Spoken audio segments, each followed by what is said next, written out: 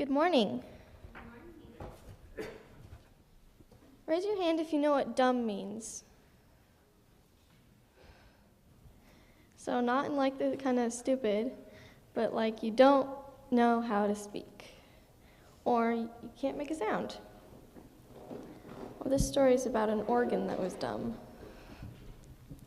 Francis Pohan sat on the organ stool in the front room of his home in Borneo.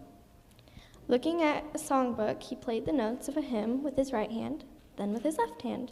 He was determined to master the song.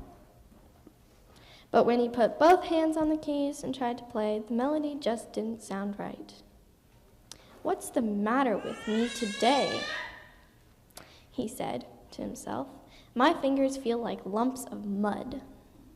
He got up from the organ and went outside, where his sister Ellen was sitting under the big durian tree reading one of her books. She looked up at him and said, "Isn't this your practice time?" "Yes, but I can't seem to hit the keys right," he replied, "so I thought I'd come out and look for the little truck I lost yesterday. As he hunted for his toy in the long grass, Francis thought about how they'd gotten the organ. Not many people had one, and certainly missionaries from families in Borneo, on the island of Borneo, in Sarawak, did not usually have such an instrument. "If we could only have an organ of our own," Francis had often said to Ellen, "it would be like heaven." "Perhaps you should pray about it," their father had suggested. "Maybe God will help us get one." When they finally got an organ, they knew it was an answer to the prayers they had offered. A man was moving away from the country, and he asked such a low price for his organ that the Pohans decided to buy it. "I should go back and try that hymn again," Francis said to himself, "but I know I can't play it."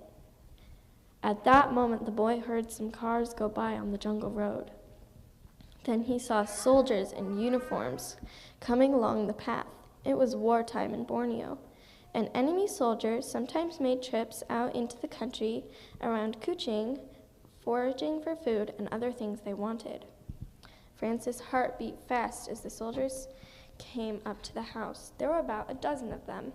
They looked friendly and laughed and spoke loud to the children. "Is your father home? Is he in the house?" Father must have heard the noise because then he came to the front door and stood before the enemy soldiers. "What do you want of me?" he asked them. "We are from the school," their leader replied. Francis remembered that the soldiers had taken over the big mission training school near the town of Kuching. They were using it to train soldiers. "We are looking for an organ or piano. We need some kind of musical instrument in our school." The leader looked at Father. "Is there an organ in your chapel here?" Father shook his head. We did have one, but some of your people took it quite a while ago." "Do you have one in your house?" one of the soldiers asked. "We have one," Father admitted. Francis looked at Ellen. Her face was pale. He could see that she was trying to hold back tears with great effort. He wanted to tell the soldiers that the organ was theirs and that God had answered their prayers and given it to them. Instead, he stood quietly in the grass and scuffed a twig with his bare toe.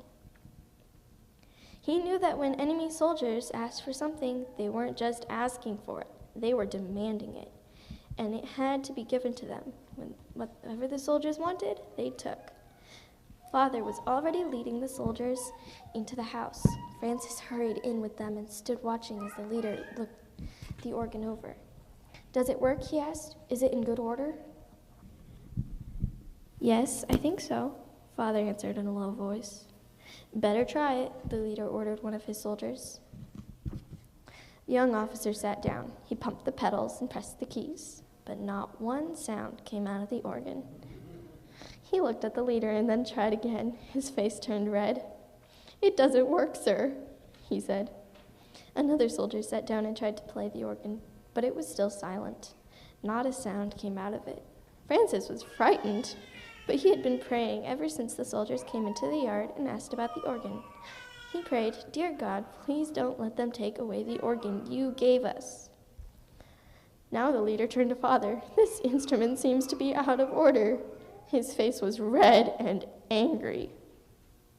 Father's voice was a little unsteady.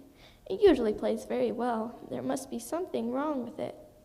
I'm sure it can be easily fixed. Do you know of anyone in this place who could repair it? The leader asked his men. None of them knew of anyone. The leader was getting impatient. He handed his gun to one of the other men and sat down to the organ himself.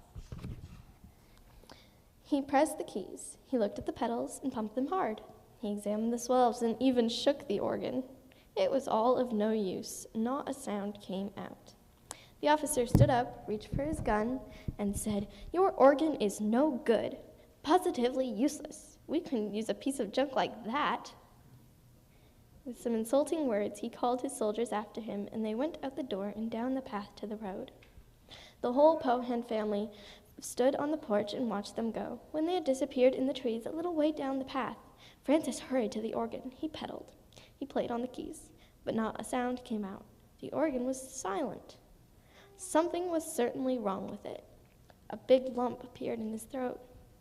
Father and Mother looked at the organ. "I can't understand what can be wrong with it," Father said. It's no use of us either, just the same. I'm glad the soldiers didn't take it. Surely it can be fixed." He went back to his work, and Francis went outside, where Ellen had returned to her book. For half an hour, the two children sat looking at pictures and talking about the soldiers. Both of them felt very sad about the organ. "I'm going in," Francis finally said. "I'm going to get Father's tools and take that organ to pieces. I'm going to find out why it didn't work. Maybe the white ants have eaten a hole in the bellows." Now, remember, it was in Borneo, and white ants could destroy a lot of stuff. He went back into the house and looked at the organ. "I'll try it once more," he told himself as he put the hammer on the floor.